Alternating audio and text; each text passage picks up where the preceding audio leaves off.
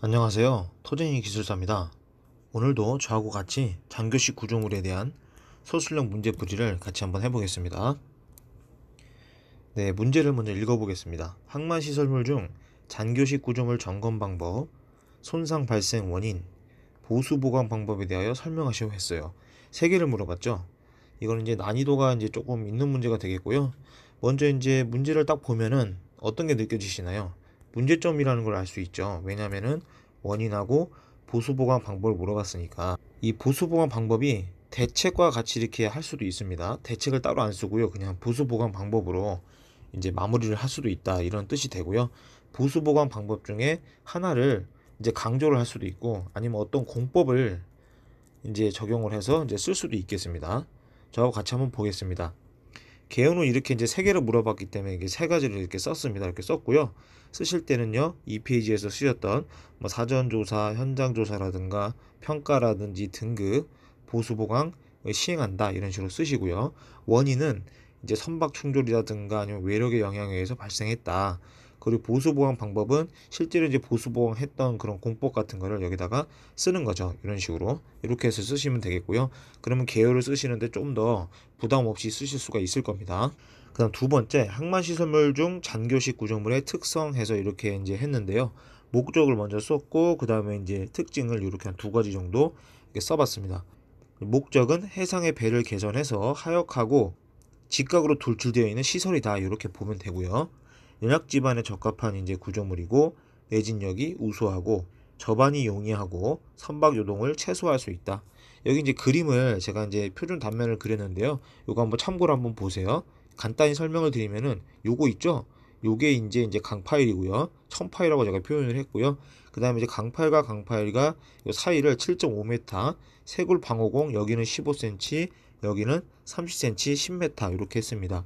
제가 이거 왜 강파일을 강조를 했냐면, 문제에 어떻게 돼 있죠? 잔교식 가로치고 강파일 돼 있죠? 강파일을 그대로 여기다 강조를 하는 겁니다. 세 번째는 항만시설물 중 잔교식 구조물의 점검 범위, 이렇게 해가지고요.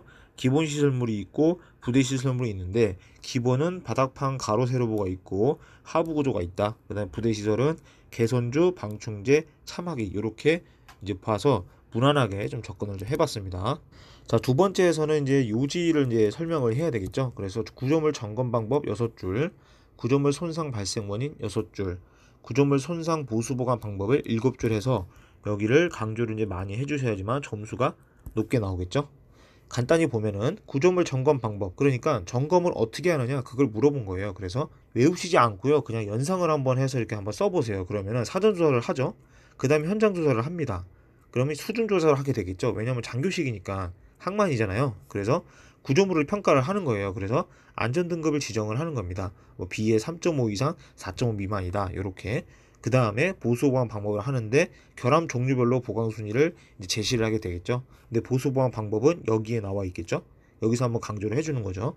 그 다음에 구조물 손상 발생 원인은 손상 종류별로 좀 했습니다. 그래서 파손, 충격 손상, 부식, 도장 손실, 피복제 손상했을 때 어떤 원인에 의하냐, 얘는 이제 선박 충돌이나 상지 하중에 의해서, 충격 손상은 폐임이나 변형이나 휨에 의해서 이제 발생을 한다. 부식은 이렇게 있는데 요거는 외력이나 노후화에 의해서, 도장은 도장 손상된 후에 즉시 미보수했기 때문에, 그다음 피복제는 피복제가 유실이 돼서, 이렇게 간단하게 원인을 이렇게 이제 볼 수 있습니다. 참고로 해서 보시고요. 구조물 손상 보수 보강 방법, 요게 이제 가장 중요한데, 요것도 마찬가지. 여기 있는 종류 중에 이거를 어떻게 할 거냐, 보수 보강을 파손 충격 자극일 때는 강제 패칭을 하고 말뚝 교체를 한다. 방식제가 손상이 됐을 때는, 녹 발생했을 때는 방식 커브 오버랩, 파손 탈락했을 때는 재시공하고요. 강관 노출일 때는 유기 라이닝 플러스 시트를 이제 바른다, 이렇게 좀 되겠습니다. 아노드가 이제 소모가 됐을 때는요, 소모량을 측정을 해요. 70% 이상 시 재시공을 하고요. 전이 측정했을 때 830mV 이상 시에는 재시공을 한다. 이렇게 좀 정리를 할 수가 있겠습니다. 이거 말고 이제 시청자분께서 내가 만약 장교식 파일을 시공을 해봤다, 그러면 이제 현장 사례 여기다가 이제 쓸 수도 있고요. 그 현장에서 실제로 보수 보강 방법을 여기다가 쓰는 게 가장 점수가 높게 나올 수 있겠습니다. 왜냐하면 저희는 토목 시공 기술사니까요. 자, 3페이지 보면은 3페이지에서는 이제 강조를 하고 이제 개인 의견을 쓰는데 개인 의견을 이제 간단하게 안 쓰고 그냥 효율성 증대를 위한 소고로 해서 이제 끝냈고요. 강조를 어떻게 했냐면은 잔교식 암벽 유지 관리를 위한 개초 공법을 여기다 좀 써봤습니다. 노후 잔교식이죠. 그래서 구성 요소는 어떻게 되느냐? 벽 강간 말뚝 어느 거라면 요게 되겠습니다. 요게 그 다음에 버팀벽 타이로드, 버팀벽 타이로드가 이렇게 되고요. 상치 콘크리트가 여기 있고요.